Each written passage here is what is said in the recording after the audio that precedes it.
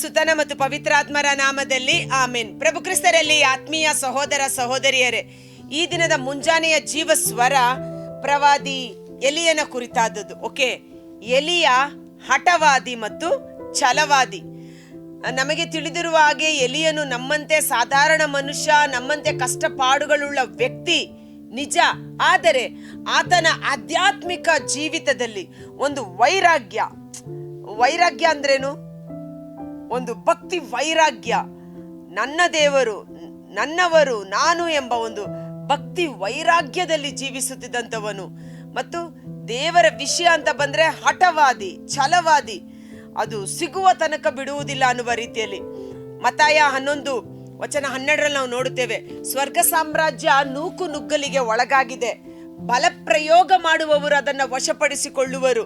ದೇವರ ರಾಜ್ಯ, ದೇವರಿಗೆ ಸಂಬಂಧಪಟ್ಟ ವಿಷಯಗಳು, ಅದನ್ನ ಬಲಪ್ರಯೋಗ ಮಾಡುವವರು, ವಶಪಡಿಸಿಕೊಳ್ಳುವರು ಅಂದ್ರೇನು? ಅದರಲ್ಲಿ ಸಾಧನೆ ಮಾಡುವವರು, ಅದರಲ್ಲಿ ತಲ್ಲೀನರಾಗಿರುವವರು ಅದನ್ನ ವಶಪಡಿಸಿಕೊಳ್ಳುತ್ತಾರೆ. ಉದಾಹರಣೆಗೆ ನೋಡಿ, ಒಂದು ಒಲಿಂಪಿಕ್ಸ್ ಇರ್ಬೋದು, ಯಾವುದೇ ಒಂದು ಕ್ರೀಡೆಗಳಿರಬಹುದು. ಆ ಕ್ರೀಡೆಯಲ್ಲಿ ಆ ಕ್ರೀಡಾಪಟು ಜಯಶಾಲಿಯಾಗಿ ಕಪ್ಪನ್ನ ಕೈಗಲ್ಲಿ ತೆಗೆದುಕೊಳ್ಳುವಾಗ ಎಲ್ಲರೂ ಚಪ್ಪಾಳೆ ತಟ್ಟುತ್ತಾರೆ. ಓ, ಈತ ಗೆದ್ದ, ಈತನಿಗೆ ಬಹುಮಾನ ದೊರಕಿದೆ, ಈತ ಸಾಧಿಸಿದ್ದಾನೆ, ತನ್ನ ಜೀವನದಲ್ಲಿ ಸಾಧನೆ ಮಾಡಿದ್ದಾನೆ ಅಂತೀವಿ. ಆದರೆ ಆ ಸಾಧನೆ, ಆ ಕಪ್ ಕೈಯಲ್ಲಿ ಇಟ್ಕೋಬೇಕಾದ್ರೆ ಅದರ ಹಿಂದಿನ ಪರಿಶ್ರಮ, ಹಿಂದಿನ ತ್ಯಾಗ, ಹಿಂದಿನ ಎಕ್ಸಸೈಸು, ಹಿಂದಿನ ಜೀವನ ಎಷ್ಟು ಪರಿಶ್ರಮ ಉಳ್ಳದಾಗಿ ಅವನು ಅದಕ್ಕಾಗಿ ತಯಾರು ಮಾಡಿರ್ತಾರೆ, ಸಿದ್ಧನಾಗಿರ್ತಾರೆ ಅನ್ನುವ ರೀತಿಯಲ್ಲಿ. ಆದ ಕಾರಣ ಸ್ವರ್ಗ ಸಾಮ್ರಾಜ್ಯ ನೂಕು ನುಗ್ಗಲಿಗೆ ಗುರಿಯಾಗಿದೆ. ಬಲಪ್ರಯೋಗ ಮಾಡುವವರು ಅದನ್ನು ವಶಪಡಿಸಿಕೊಳ್ಳುವರು, ಅದರಲ್ಲಿ ಪರಿಣತರಾಗಬೇಕು, ಅದರಲ್ಲಿ ತಲ್ಲೀನರಾಗಬೇಕು, ಅದನ್ನು ವಶಪಡಿಸಿಕೊಳ್ಳಬೇಕು ಎಂಬುದಾಗಿ. ಈ ವಿಷಯವನ್ನ ನಾನು ನೆನಪಿಗೆ ತಂದುಕೊಂಡಾಗ ನೆನಪಾದದ್ದು ಎಲಿಯ ಒಂದು ರೀತಿ ಹಠವಾದಿ ಅಂತ ಹೇಳ್ಬೋದು, ಛಲವಾದಿ. ಸಿಗುವ ತನಕ ಬಿಡೋದಿಲ್ಲ, ಅದು ಆಗೋ ತನಕ ನಾನು ದೇವರನ್ನು ಸುಮ್ಮನೆ ಇರೋದಕ್ಕೆ ಬಿಡೋದಿಲ್ಲ ಅನ್ನುವ ರೀತಿಯಲ್ಲಿ. ಕಾರಣ 1 ಅರಸು 18ನೇ ಅಧ್ಯಾಯದಲ್ಲಿ ನಾವು ನೋಡುತ್ತೇವೆ. ಎಷ್ಟನೇ ವಾಕ್ಯ? 44ನೇ ವಾಕ್ಯ. 7ನೆಯ ಸಾರಿ ಆ ಸೇವಕನು ಅಂಗೈಯಷ್ಟು ಚಿಕ್ಕದಾದ ಮೋಡವು ಸಮುದ್ರದಿಂದ ಏರಿ ಬರುತ್ತಲಿದೆ ಎಂದು ತಿಳಿಸಿದನು. ಆಗ ಎಲಿಯನು ಅರಸನಿಗೆ, ಸೇವಕನಿಗೆ, ನೀನು ಹೋಗಿ ಆಹಾಬನಿಗೆ ಬೇಗನೆ ರಥವನ್ನು ಹೂಡಿಸಿಕೊಂಡು ಮಳೆಯು ನಿನ್ನನ್ನು ತಡೆಯದಂತೆ ಬೆಟ್ಟವನ್ನಿಳಿದು ಹೋಗು ಎಂದು ಹೇಳು ಅಂದನು. 7ನೆಯ ಸಾರಿ ಅಂದರೆ ಇಲ್ಲಿ ಎಲಿಯ ಆಹಾಬ ರಾಜನಿಗೆ ಹೇಳುತ್ತಾನೆ, ದೇವರು ಮಳೆಯನ್ನ ಸುರಿಸುವರು ಎಂಬುದಾಗಿ. ಆ ಮಳೆ ಬರುತ್ತದೆ ಎಂದು ಹೇಳಿ ಸುಮ್ಮನೆ ಇರಲಿಲ್ಲ. ಮಳೆ ಬರುವ ತನಕ ಇವನು ಸತತವಾಗಿ ಪ್ರಾರ್ಥನೆ ಮಾಡುತ್ತಿದ್ದ. ಮೊಣಕಾಲೂರಿ ತಲೆಯನ್ನ ನೆಲದ ಮಟ್ಟಿಗೆ ಬಾಗಿಸಿ ತನ್ನ ಸೇವಕನಿಗೆ ಹೇಳುತ್ತಾನೆ, ನಾನು ಈಗ ಪ್ರಾರ್ಥನೆ ಮಾಡಿದ್ದೇನೆ, ಹೋಗು ನೋಡು ಮಳೆ ಬರ್ತಾ ಇದೆಯಾ ಅಂತ. ಒಂದು ಸಲ ಹೋಗಿ ಸೇವಕ ಬರ್ತಾನೆ, ಗುರುವೇ ಮಳೆ ಬರ್ತಾ ಇಲ್ಲ, ಅದರ ಸೂಚನೆನೇ ಆಕಾಶದಲ್ಲಿ ಕಾಣಿಸ್ತಾ ಇಲ್ಲ. 2ನೆಯ ಸಾರಿ ಪ್ರಾರ್ಥನೆ ಮಾಡ್ತಾನೆ, ತಿರ್ಗಾ ಸೇವಕನಿಗೆ ಹೇಳ್ತಾನೆ. 3ನೆಯ ಸಾರಿ ಪ್ರಾರ್ಥನೆ ಮಾಡ್ತಾನೆ, ತಿರುಗಿ ಸೇವಕನಿಗೆ ಹೇಳ್ತಾನೆ. ಇಲ್ಲಿ ಎಲಿಯನ ಒಂದು ಹಠವಾದಿ, ಛಲವಾದಿ, ಅವನು ಸಿಗುವ ತನಕ ಬಿಡುವುದಿಲ್ಲ ಎಂದು ಪ್ರಾರ್ಥನೆ ಮಾಡ್ತಾ ಇದ್ದಾನೆ. ಆದ್ರೆ ಈ ಸೇವಕ ಈ ನನ್ನ ಗುರುವಿಗೆ ಬೇರೆ ಕೆಲಸ ಇಲ್ಲ, ಹೋಗಿ ಹೊರಗಡೆ ಏನ್ ನೋಡೋದು, ಹೇಗೋ ಮಳೆ ಬರ್ತಾ ಇಲ್ಲ, ಮಳೆ ಸೂಚನೆನೇ ಇಲ್ಲ ಅಂತ ಸುಮ್ಮನೆ ಇದ್ದಿರ್ಬೋದು. ಆದ್ರೆ ಸೇವಕನೂ ಸಹ 7 ಬಾರಿ ಹೊರಗೆ ಒಳಗೆ ಹೋಗಿ 7ನೆಯ ಸಾರಿ ಹೇಳುತ್ತಾನೆ, ಅಂಗೈಯಷ್ಟು ಒಂದು ಚಿಕ್ಕದಾದ ಮೋಡ ಕಾಣಿಸಿಕೊಂಡಿದೆ. ಆ ಮೋಡ ಬಂದಿದೆ ಎಂದು ಹೇಳಿದ್ದೆ ತಡ ಎಲಿಯನು ನಿಸ್ಸಂದೇಹವಾಗಿ ಹೇಳಿದನು, ಆಹಾಬ ಅರಸನಿಗೆ, ಹೇಳು, ಬೋರ್ಗರಿಯುವಷ್ಟು ದೊಡ್ಡ ಮಳೆ ಇಳಿದು ಬರುತ್ತದೆ, ಅವನನ್ನು ಸುರಕ್ಷಿತವಾಗಿ ಮನೆಗೆ ಹೋಗಲು ರಥವನ್ನ ಸಿದ್ಧ ಮಾಡಿಕೋ ಎಂಬುದಾಗಿ.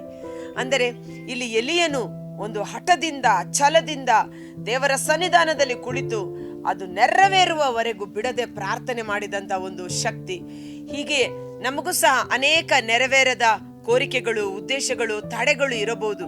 ಆದರೆ ದೇವರ ಸನ್ನಿಧಾನದಲ್ಲಿ ವಿಶ್ವಾಸವಿಟ್ಟು ನಾವು ಸತತವಾಗಿ ಪ್ರಾರ್ಥನೆ ಮಾಡುವಾಗ, ದೇವರು ಆಯ್ಕೆ ಮಾಡಿಕೊಂಡ ಮಕ್ಕಳು ಹಗಲು ರಾತ್ರಿ ಎನ್ನದೆ ಆತನಿಗೆ ಮೊರೆ ಇಟ್ಟರೆ ದೇವರು ಅವರಿಗೆ ತಡ ಮಾಡಿಯಾರೆ ಅತಿ ಶೀಘ್ರವಾಗಿ ನ್ಯಾಯವನ್ನ ಒದಗಿಸಿಕೊಡುವರು ಎಂಬುದಾಗಿ.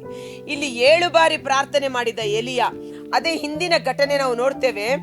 1 ಅರಸು 17ನೇ ಅಧ್ಯಾಯ ವಚನ 21. ಹುಡುಗನ ಮೇಲೆ 3 ಸಾರಿ ಬೋರಲು ಬಿದ್ದು, ಎಷ್ಟು ಬಾರಿ? 3 ಬಾರಿ ಆ ಒಂದು ವಿಧವೆಯ ಮಗನು ಸತ್ತು ಹೋಗಿದ್ದಾನೆ ಎಂಬ ವಿಷಯ ತಿಳಿದಾಗ ಎಲಿಯನು ಆ ಶವದ ಬಳಿ ಹೋಗುತ್ತಾನೆ. ಮೊದಲನೇ ಬಾರಿ ಬೋರಲು ಬಿದ್ದು ಪ್ರಾರ್ಥನೆ ಮಾಡುತ್ತಾನೆ, ಇವನು ಜೀವಕ್ಕೆ ಎದ್ದಳಬಹುದು ಅಂತ. ಆದ್ರೆ ಅಲ್ಲಿ ಏನು ವ್ಯತ್ಯಾಸ ಕಾಣೋದಿಲ್ಲ. ಅನೇಕ ಬಾರಿ ನೀವು ಮನೆಗಳಲ್ಲಿ ಪ್ರಾರ್ಥನೆ ಮಾಡುವಾಗ ಸಹ ಏನು ವ್ಯತ್ಯಾಸ ಕಾಣದೇ ಇರಬಹುದು. ಅದಕ್ಕಾಗಿ ಪ್ರಾರ್ಥನೆ ಮಾಡಿ ಏನು ಪ್ರಯೋಜನ ಇಲ್ಲ ಎಂದು ಪ್ರಾರ್ಥನೆ ಮಾಡೋದನ್ನ ನಿಲ್ಲಿಸಬೇಡಿ. ಮತ್ತೆ 2ನೇ ಬಾರಿ ಆ ಶವದ ಮೇಲೆ ಬೀಳುತ್ತಾನೆ. ಅವನ ವಿಶ್ವಾಸ ನೋಡಿ, ದೇವರು ಜೀವವನ್ನ ಮರಳಿ ಕೊಡಬೇಕು ಅಷ್ಟೇ. 2ನೇ ಬಾರಿನೂ ಮಗು ಜೀವಕ್ಕೆ ಎಬ್ಬಿಸಲ್ಪಡಲಿಲ್ಲ. ಅಯ್ಯೋ ಇದಾಗ್ತಾ ಇಲ್ಲ ಅಂತ ಅವನು ಪ್ರೇಯರ್ ಮಾಡೋದೇ ಬಿಟ್ಬಿಡ್ಲಿಲ್ಲ. ಮತ್ತೆ 3ನೇ ಬಾರಿ ಹುಡುಗನ ಮೇಲೆ 3 ಸಾರಿ ಬೋರಲು ಬಿದ್ದು, ನನ್ನ ದೇವರಾದ ಸರ್ವೇಶ್ವರ, ಈ ಹುಡುಗನ ಪ್ರಾಣ ತಿರುಗಿ ಬರುವಂತೆ ಮಾಡಿ ಎಂದು ಮೊರೆ ಇಟ್ಟನು. ಸರ್ವೇಶ್ವರ ಅವನ ಪ್ರಾರ್ಥನೆಯನ್ನು ಕೇಳಿದರು. ಹುಡುಗನ ಪ್ರಾಣ ತಿರುಗಿ ಬಂದು ಅವನು ಉಜ್ಜೀವಿಸಿದನು. ಇಗೋ ನಿನ್ನ ಮಗು ಎಂದು ಆ ತಾಯಿಯ ಕೈಗೆ ಮಗುವನ್ನು ಒಪ್ಪಿಸುತ್ತಾನೆ. ಇದರಿಂದ ಎಲಿಯ ಹಠವಾದಿ, ಛಲವಾದಿ, ದೇವರೊಟ್ಟಿಗೆ ಒಂಥರ ಚಾಲೆಂಜ್ ಮಾಡಿ ಕುಳಿತ ವ್ಯಕ್ತಿ ಇರ್ಬೋದು. ಇಲ್ಲ, ನೀನು ಕಳುಹಿಸಲೇಬೇಕು. ಇನ್ನು ಎಷ್ಟರ ಮಟ್ಟಿಗೆ ಅವನಲ್ಲಿ ಹಠವಾದಿತನ ಇತ್ತು ಅಂದ್ರೆ, ಇಸ್ರಾಯೇಲರ ಅರಸ ಅನ್ಯ ದೇವರುಗಳ ಬಳಿ ಹೋಗಿ ನಾನು ಬದುಕುತ್ತೇನೋ ಇಲ್ಲವೋ ಎಂದು ಬಾಳ್ ದೇವತೆಯನ್ನ ವಿಚಾರಿಸಿ ಎಂದು ತನ್ನ ಸೇವಕರನ್ನ ಕಳುಹಿಸಿಕೊಟ್ಟ ವಿಷಯ ಎಲಿಯನಿಗೆ ಗೊತ್ತಾಗಿ, ಎಲಿಯನ ಬಳಿ ಬಂದಂತ 50 ಮಂದಿಯಾಗಿ ಬಂದಂತ 2 ತಂಡದವರ ಮೇಲೆ ಆಕಾಶದಿಂದ ಬೆಂಕಿ ಇಳಿದು ಅವರು ಸುಟ್ಟು ಭಸ್ಮ ಮಾಡಿದಂತ ವ್ಯಕ್ತಿ. ಕಾರಣ ಸರ್ವೇಶ್ವರನ ವೈರಾಗ್ಯ. ನನ್ನ ದೇವರನ್ನ ಬಿಟ್ಟು ಅನ್ಯ ದೇವರುಗಳ ಬಳಿಗೆ ನೀವು ಹೇಗೆ ಹೋಗುವಿರಿ ಎಂಬುದಾಗಿ. ಆ ಒಂದು ಬಾಳ್ ದೇವತೆಯ ಶಿಷ್ಯರ ಮೇಲೂ ಸಹ ಸರ್ವೇಶ್ವರ ನಿಜವಾದ ದೇವರು ಎಂದು ಅವನು ಒಂದು ಛಲ, ಒಂದು ಹಠ ಬಿಡದೆ ಅದನ್ನು ಸಾಧಿಸಿ ಸ್ವರ್ಗದಿಂದ ಬೆಂಕಿಯನ್ನ 3 ಬಾರಿ ಬರುವಂತೆ ಮಾಡಿದಂತ ಪ್ರವಾದಿ ಎಲಿಯ. ಇವತ್ತು ನಾವು ಸಹ ಸೋತು ಹೋಗದೆ, ನಿರಾಶರಾಗದೆ, ಎಡೆಬಿಡದೆ ಪ್ರಾರ್ಥಿಸುವಾಗ ಎಲಿಯನಂತೆ ಮಹತ್ ಕಾರ್ಯಗಳನ್ನ ನಮ್ಮ ಜೀವಿತದಲ್ಲಿ ನಾವು ಕಾಣುವವರಾಗಿದ್ದೇವೆ. ಕರ್ತನಾದ ಯೇಸುವೇ, ಮುಂಜಾನೆ ಜೀವಸ್ವರ ಆಲಿಸುತ್ತಿರುವ ಪ್ರತಿಯೊಬ್ಬ ಸಹೋದರ ಸಹೋದರಿಯವರ ಕುಟುಂಬಗಳನ್ನು ಆಶೀರ್ವದಿಸಿರಿ. ಸೋತು ಹೋಗದೆ, ನಿರಾಶರಾಗದೆ, ಎಡೆಬಿಡದೆ ಪ್ರಾರ್ಥನೆ ಮಾಡಿ. ಪ್ರಾರ್ಥನೆ ಮಾಡುವಾಗಲೆಲ್ಲ ನಿಮಗೆ ಕೃತಜ್ಞತಾ ಮನೋಭಾವವಿರಲಿ. ಪ್ರಾರ್ಥನೆ ಮಾಡುವಾಗಲೆಲ್ಲ ಯಾರನ್ನಾದರೂ ಕ್ಷಮಿಸಬೇಕಾಗಿದ್ದರೆ ಅವರನ್ನ ಕ್ಷಮಿಸಿ ಪ್ರಾರ್ಥನೆ ಮಾಡಿ. ನೀವು ಮನಸ್ಸಿನಲ್ಲಿ ಸಂದೇಹ ಪಡದೆ ಇದು ನೆರವೇರಿಯ ತೀರುವುದೆಂದು ವಿಶ್ವಾಸದಿಂದ ಪ್ರಾರ್ಥನೆ ಮಾಡಿದರೆ ಅದು ನಿಮಗೆ ಅನುಗ್ರಹಿಸಲಾಗುತ್ತದೆ ಎಂದು ದೇವರ ವಾಕ್ಯ ಮತ್ತಾಯ 21:21-22 ವಿಶ್ವಾಸದಿಂದ ಪ್ರಾರ್ಥನೆ ಮಾಡುವ ಅಭಿಷೇಕ ನಮ್ಮೊಬ್ಬೊಬ್ಬರಲ್ಲಿ ಸುರಿಸಲ್ಪಡಲಿ. ಪ್ರಾರ್ಥನೆ ಮಾಡುವಾಗ ಯೇಸುವಿನ ನಾಮದಲ್ಲಿ ನೀವು ಏನನ್ನು ಕೇಳಿದರೂ ದೇವರು ಅದನ್ನು ನಿಮಗೆ ಕೊಡುವರು. ಆದ ಕಾರಣ ನಮ್ಮ ಎಲ್ಲಾ ಪ್ರಾರ್ಥನೆಗಳು ಯೇಸುವಿನ ನಾಮದಲ್ಲಿ ನಾವು ಮಾಡುವ ಪ್ರಾರ್ಥನೆಗಳಾಗಿ ಮಾರ್ಪಾಡಾಗಲಿ. ಏನು ಮಾಡುವುದು, ಹೇಗೆ ಮಾಡುವುದು ಎಂದು ತಿಳಿಯದ ಬಲಹೀನಾವಸ್ಥೆಯಲ್ಲಿ ಸ್ವರ್ಗದ ಶಕ್ತಿ ಪವಿತ್ರಾತ್ಮರು ತಂದೆ ದೇವರ ಚಿತ್ತಕ್ಕನುಗುಣವಾಗಿ ನಿಮ್ಮನ್ನು ಪ್ರಾರ್ಥನೆಯಲ್ಲಿ ಮುನ್ನಡೆಸುವರು. ಆದ ಕಾರಣ ದೇವರ ಚಿತ್ತವನ್ನರಿತು ನಾವು ಪ್ರಾರ್ಥನೆ ಮಾಡುವಂತೆ ಪರಿಶುದ್ಧಾತ್ಮರ ಪ್ರಾರ್ಥನಾ ಚೈತನ್ಯವುಳ್ಳ ಆತ್ಮರು ನಮ್ಮೊಬ್ಬೊಬ್ಬರಲ್ಲಿ ಕಾರ್ಯ ಮಾಡಲಿ. ಪ್ರಾರ್ಥಿಸುವವನು ಎಲ್ಲವುಗಳನ್ನ ಜಯಿಸುತ್ತಾನೆ. ಪ್ರಾರ್ಥಿಸುವವನು ಸ್ವರ್ಗದ ಬಾಗಿಲನ್ನ ತೆರೆಯಲ್ಪಟ್ಟು ಸುವರಗಳು ಅವರ ಮೇಲೆ ಸುರಿಸಲ್ಪಡುವಂತೆ ಮಾಡುತ್ತಾನೆ. ಪ್ರಾರ್ಥನೆ ದೇವರ ಮನಸ್ಸನ್ನ ಬದಲಾಯಿಸಿ ಶಾಪವನ್ನ ಆಶೀರ್ವಾದವನ್ನಾಗಿ ಮಾರ್ಪಡಿಸುತ್ತದೆ. ಆ ಪ್ರಾರ್ಥನೆಯ ಶಕ್ತಿ ನಮ್ಮೊಬ್ಬೊಬ್ಬರಲ್ಲಿ ಕಾರ್ಯ ಮಾಡಲಿ.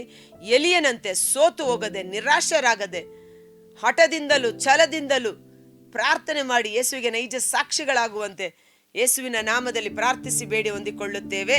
ಆಮೆನ್.